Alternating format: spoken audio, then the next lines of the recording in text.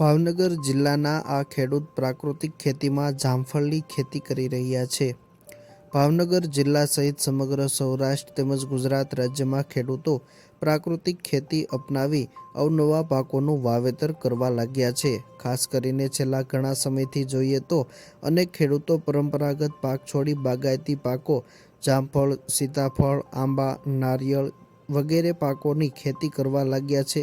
ખાસ તો બાગાયતી પાકોનું વાવેતર કર્યા બાદ તેની ઓછી માવજત રાખવી પડતી હોય, આ ઉપરાંત વચ્ચે રહેલ જગ્યામાં આંતરપાક તરીકે અનેક ખેડૂતો અલગ અલગ પાકોનું વાવેતર પણ કરતા હોય છે। મારું નામ ધંધુકિયા ભરતભાઈ કાળુભાઈ, ગામ જામવાળી, તાલુકો પાલીતાણા, જિલ્લો ભાવનગર।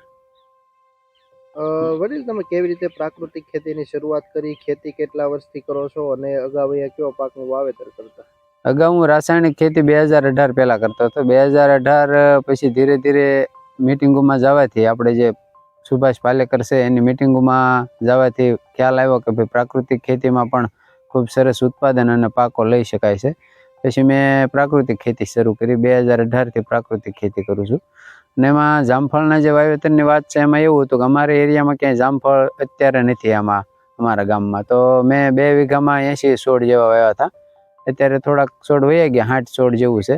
અને એનું વેલ્યુ એડિશન એટલે કે આપણે પોતે રિટેલ જ કરવું છે, એનું મૂલ્યવર્ધન એટલે કાંઈ બીજું પ્રોસેસ નથી કરતો, પણ રિટેલ કરવું એટલે બજારમાં ભાવ 25 રૂપિયા હોય તો આપણે 40 થી 50 રૂપિયા આવી રહે। અને આમની અંદર કાંઈ ખર્ચ લાગતો નથી। ખર્ચ એટલે કે પાણી પાવાનું, અને જે પ્રાકૃતિક કરીએ એટલે કોઈ દવા ખાતરનો ખર્ચ નથી લાગતો। જીવામૃત, ઘન જીવામૃત, વાપસા પદ્ધતિ, પછી આપણે આચ્છાદન, એવી રીતનું બધું આંકડાનો બોળો એવું વાપરું છું।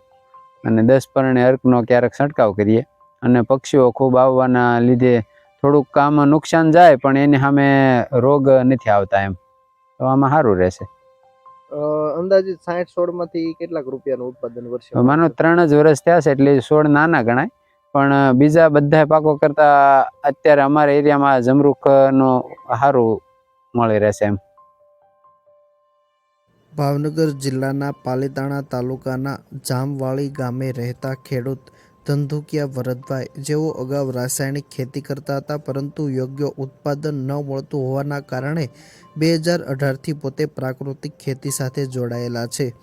હાલ તેઓએ પ્રાકૃતિક ખેતીમાં જામફળના 60 જેટલા છોડનું વાવેતર કરેલું છે। આ છોડમાં કોઈપણ પ્રકારના રાસાયણિક દવા કે ખાતરનો ઉપયોગ કરતા નથી। જ્યારે સંપૂર્ણ ઉત્પાદન આ જામફળના પાકમાંથી શરૂ થઈ જશે, ત્યારે ફક્ત 60 છોડમાંથી 1 લાખ રૂપિયા કરતાં પણ વધુનું ઉત્પાદન મળી રહેશે તેવી ખેડૂતને આશા રહેલી છે।